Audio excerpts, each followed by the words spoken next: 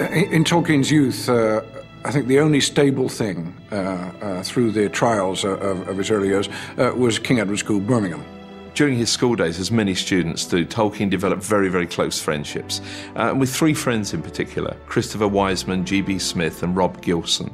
And the four of them met up at Wiseman's in December 1914 for an event they called the Council of London. And Tolkien experienced a revelation of sorts. He realised that he wanted to become a poet.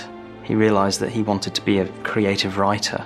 This really was the impetus behind the creation of Middle-earth. And the Council of London coincided with Tolkien inventing his first Elvish language. He'd, up to this point, been studying Latin, Greek, Old English, all these Indo-European languages. However, I think something which struck him like a bolt from the blue was picking up Charles Eliot's Finnish grammar while he was an undergraduate, because this is a language which really is not at all like anything he'd come across before. Arvelee ajattelevi, pitkin päätänsä pitävi, kenpä maita kylvämään, toukoja tiittämään. And it inspired him to devise Quenya, the first Elvish language.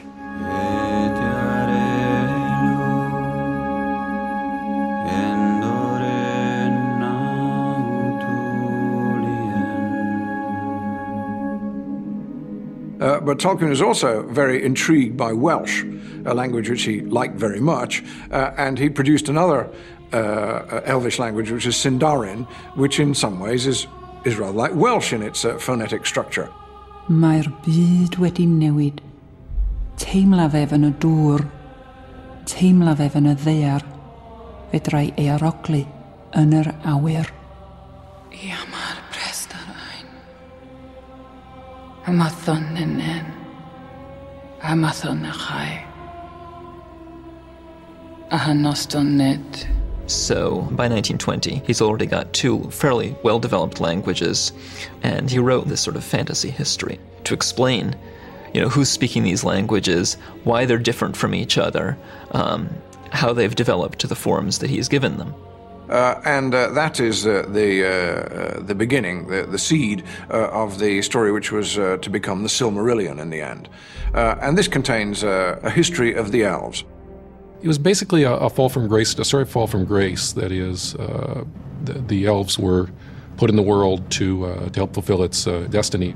But failed, ultimately, because they were too hungry for knowledge. So in the background of Tolkien's thinking was the Christian and Jewish story of Adam and Eve and their rebellion against God.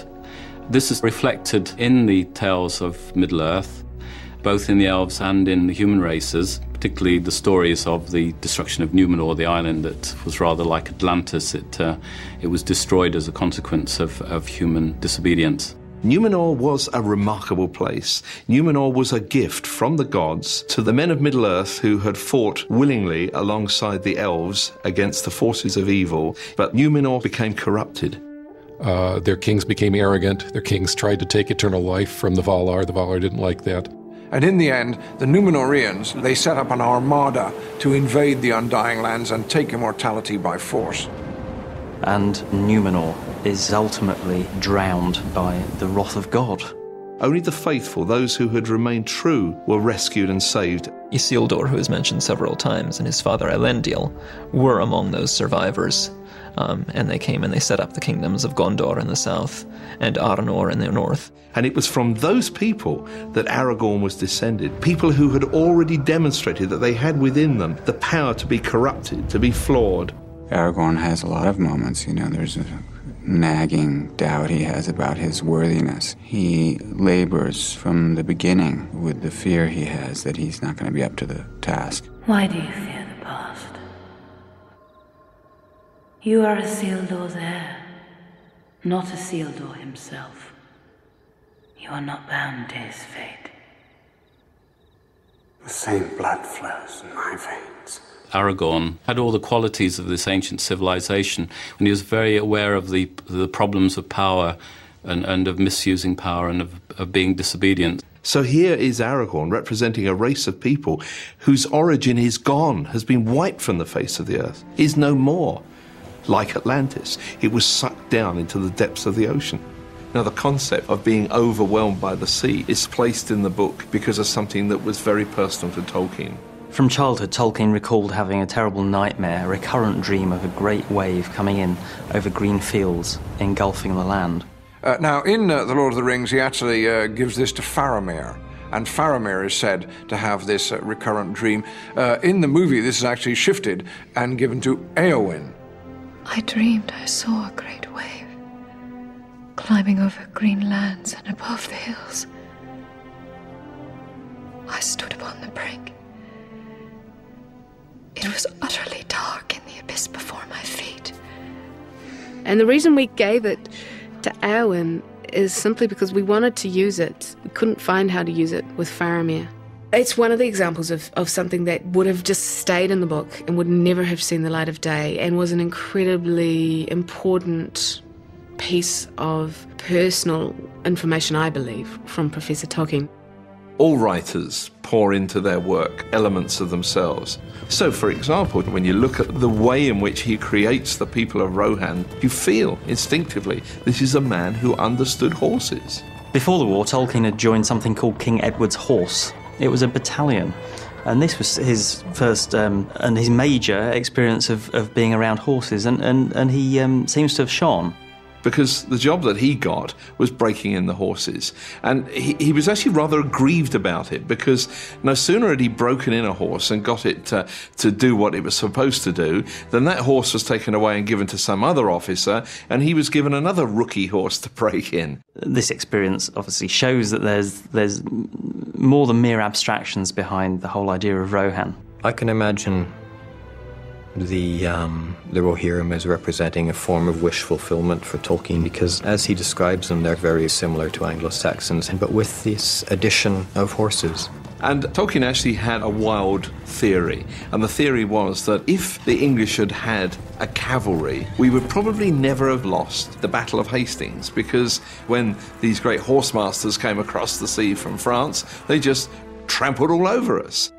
And I think he felt that with the Norman invasion, which was a great catastrophe, that influx of Norman culture prevented a full flowering of English mythology.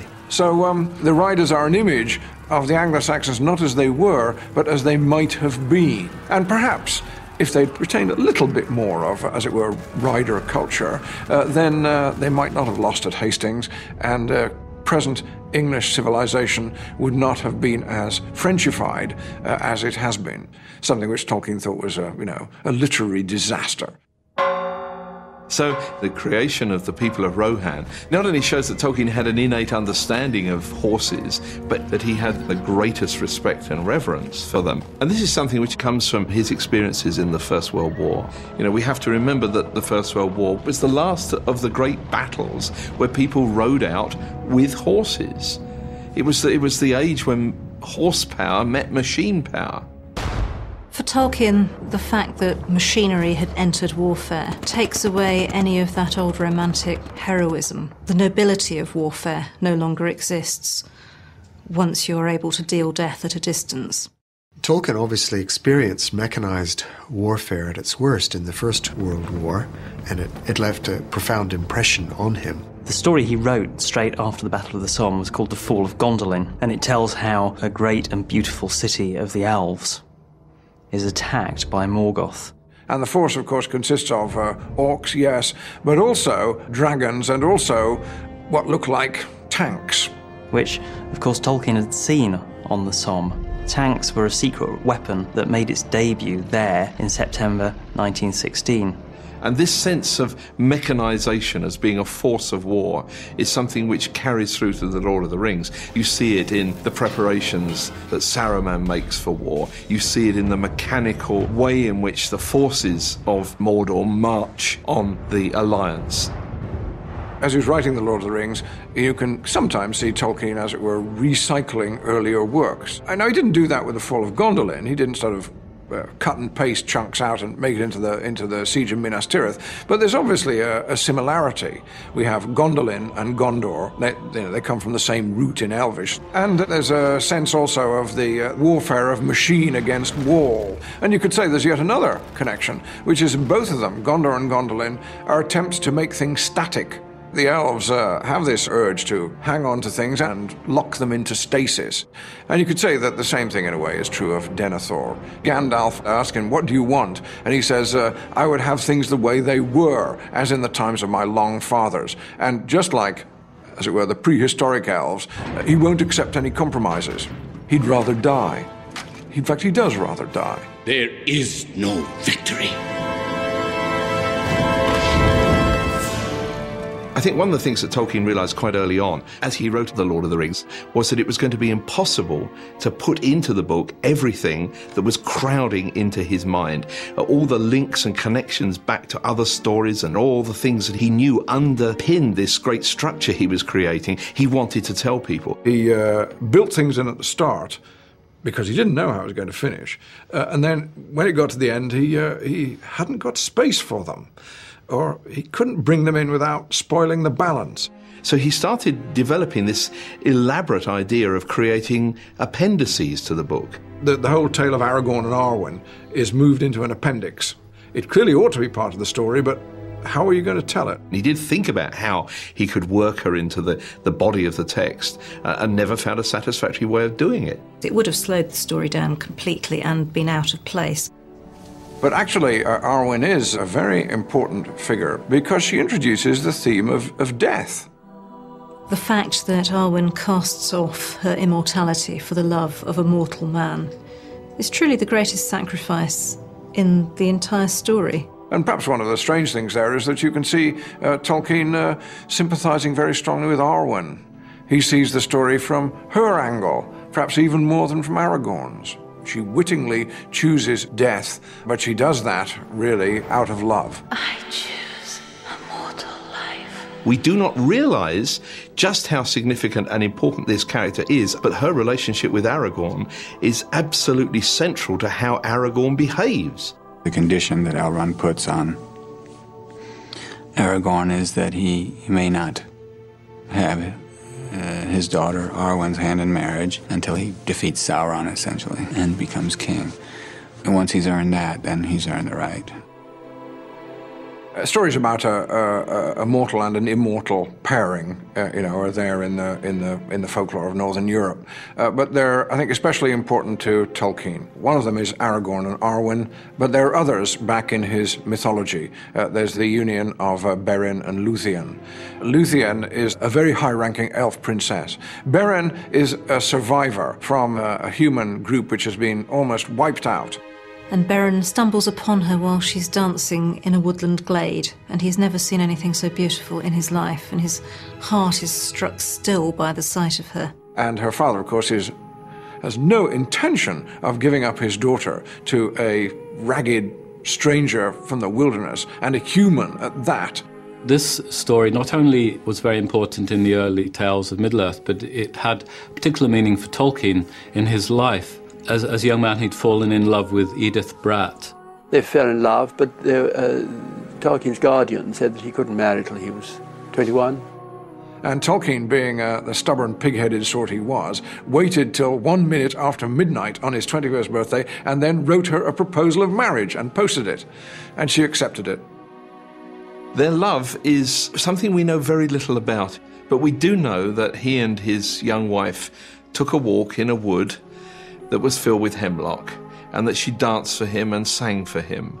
And that image, that very, very personal image of the woman he loved, became the image that he used to describe the meeting of Beren and Luthien.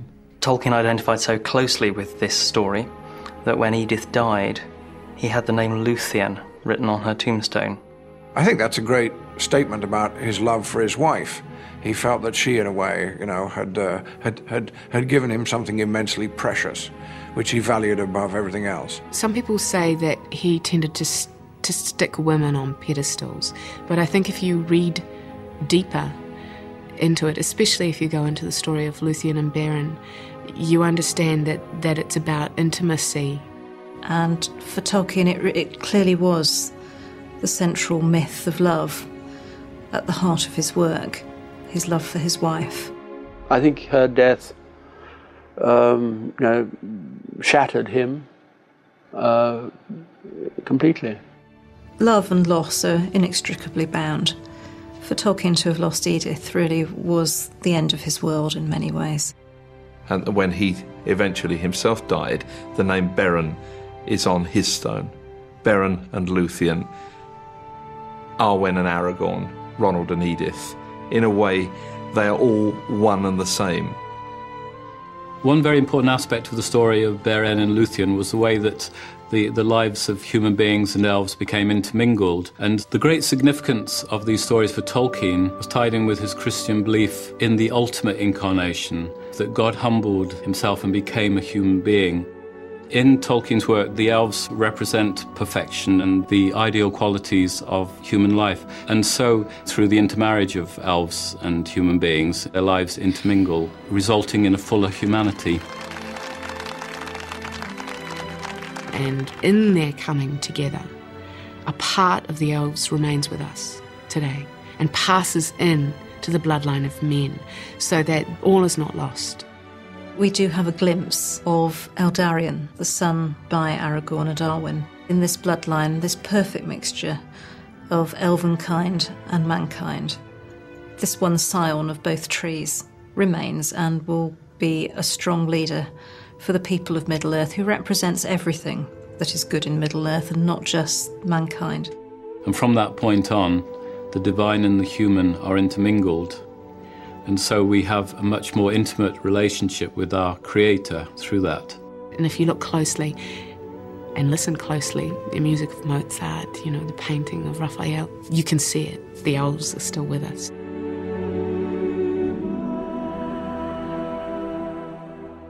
Tolkien structures the books in a very strange way, where he has these big chunks. Is not the intercutting, the tight cross-cutting that there is in the movies. It's just big blocks.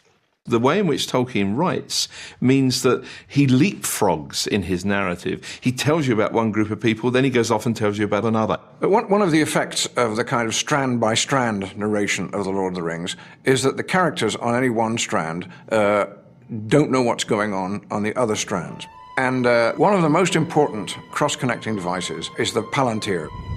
7 Palantiri, the seeing stones, were brought from Numenor by Elendil to Middle-earth, and he installed them all around his realm as a way of communicating. And the Palantir always tells you the truth, but it encourages you to draw the wrong conclusion from it. And I think they're used 4 times in The Lord of the Rings as a book. The first time is Saruman has been using it, and it seems that Sauron has been showing him his build-up of power. So Saruman is quickly corrupted in his way, because what he sees is the opportunity to fulfill his own ambitions.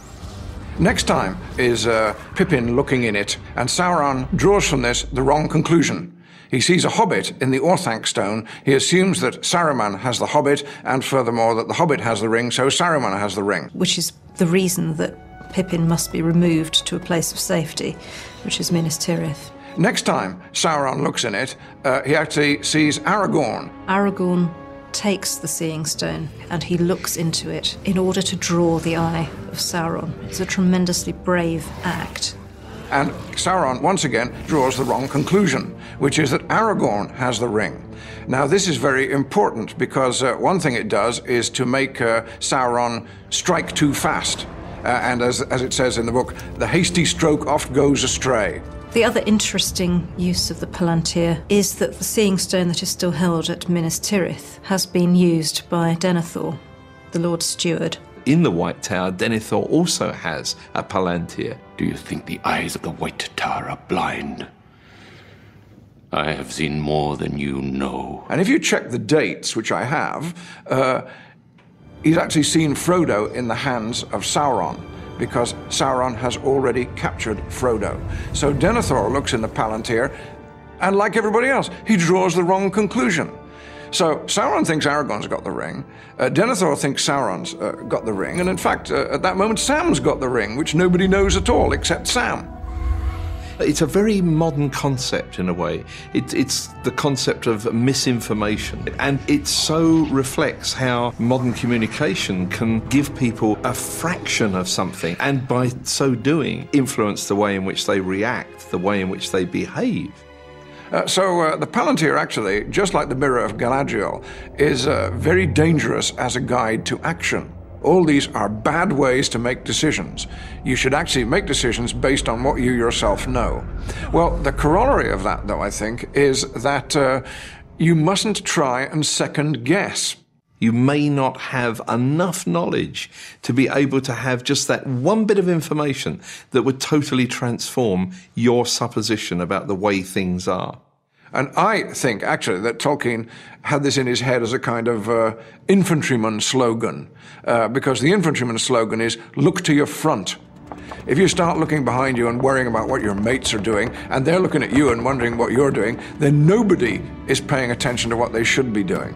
So you have to slog on. The trouble with that, of course, is that you can very easily persuade yourself that things are going badly somewhere else, so there's no chance for you, so that you might as well give up. And once you've given up, of course, this prophecy is self-fulfilling. Despair plays a huge part in the symbolism of Lord of the Rings, because it is the flip side of hope. And it's played out most obviously through the characters of Theoden and Denethor. They're both old men who've lost their sons. Theoden has lost Theodred, and Denethor has lost Boromir. They also both have surviving male heirs, but they don't regard them. Theoden doesn't regard Eomer, his nephew, as having any worth. Denethor doesn't regard Faramir, his son, as having any value. You could draw this out. The parallels are really quite close. But actually, the thing is that they then take different routes. Denethor has succumbed to despair. He has allowed his mind to become prey to the blackness that creeps out from the Dark Tower because he has looked into the Palantir. He persuades himself. He knows what's going to happen. Gondor is lost. There is no hope for men. And so he falls into despair and he ends up committing suicide, which is, you might say, the ultimate form of despair. Now, Theoden is heading the same way. Theoden eventually manages to use the loss of his son as fuel to impel him into action. And instead of succumbing to despair and just looking at the task that lies before him, this overwhelming army that they face at the Pelennor Fields, he rides to glory. When it comes to it, there are more powerful things for him than despair, and one of them is the urge to live up to his ancestors. That's what he says as he's dying. I go to my fathers, in whose mighty company I shall not now feel ashamed. To understand The Lord of the Rings, you have to understand something that was motivating Tolkien very strongly, which is that however dark and bad and terrible things seem, that there is a moment of turning, a moment when dark is turned to light, when dawn dispels night. He called it the eucatastrophe. Well, we have a very familiar term, catastrophe, which is a sudden turn from good to bad. And Tolkien said that actually there ought to be the opposite of this, which is eucatastrophe. And eucatastrophe is the sudden and unpredicted and unpredictable turn from bad to good. Tolkien related eucatastrophe to the story of Christ, to the idea that out of the tragedy of the crucifixion could come salvation for all mankind. And Tolkien finds it not only in the resurrection, but also powerfully in fairy tales. Happily ever after is the ending of almost every fairy tale ever conceived. And he also said it's something that you experience in real life, but how rarely you experience it in the modern novel. And in The Lord of the Rings, that is what you experience. At the crack of doom, when all seems to be at the point of potential failure, disaster has been reached, the corner is turned, the happy event ensues. This is where that eucatastrophe, that happy turn of events, is played out. That is where good comes out of evil.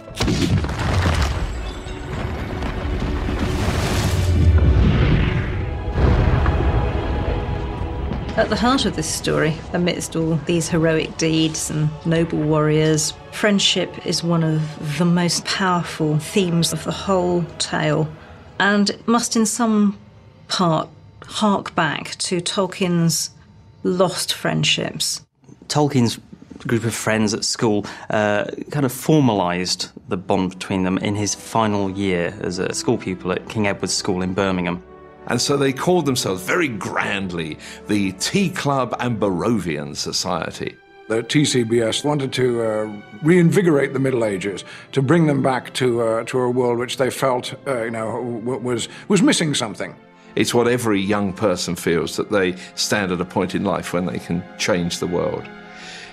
But this same group of people were very soon to be sucked into the First World War. Tolkien served in the Great War alongside several of his closest friends. And he hoped that he would be able to join his friend G.B. Smith's battalion. As things turned out, he managed to join the same regiment, but a different unit.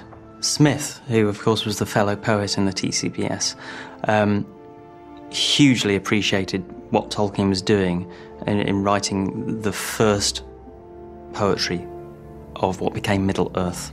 Tolkien sent him poems that Smith read in the trenches.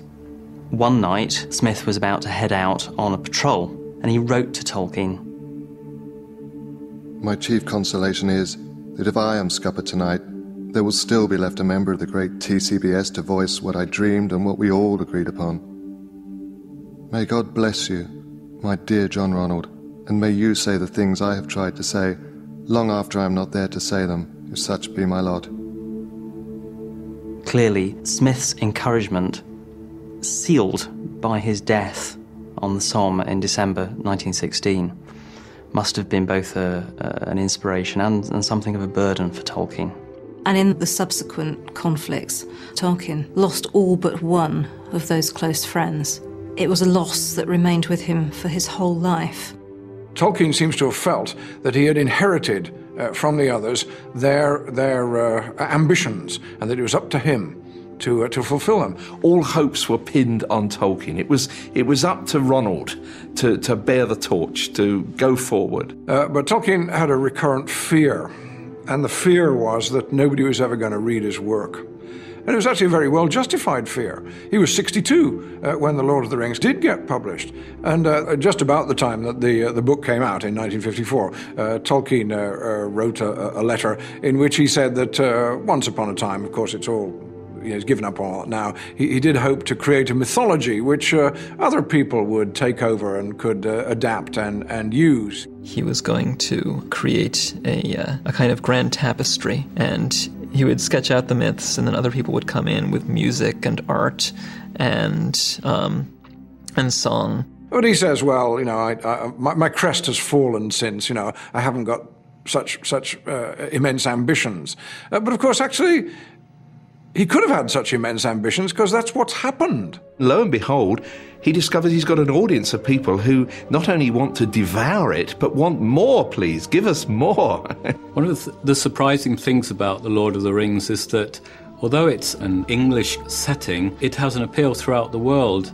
And I think it must be because Tolkien is touching upon something that's central to who we are as human beings. There is a hopefulness to the story and to life, and that's what Tolkien's on about too, looking ahead and saying, well, I hand this to you now. I hand this story to you that was handed to me, and let's see what you can do with it. I think Lewis said once that a myth was a story that everybody knew about, even if they couldn't remember ever reading or hearing any version of it. And I think that's rather like that with Lord of the Rings. Everybody knows about it, even if they haven't read it. It's become part of the mental furniture of the culture. And I think that is exactly what happens with true works of art, real works of art.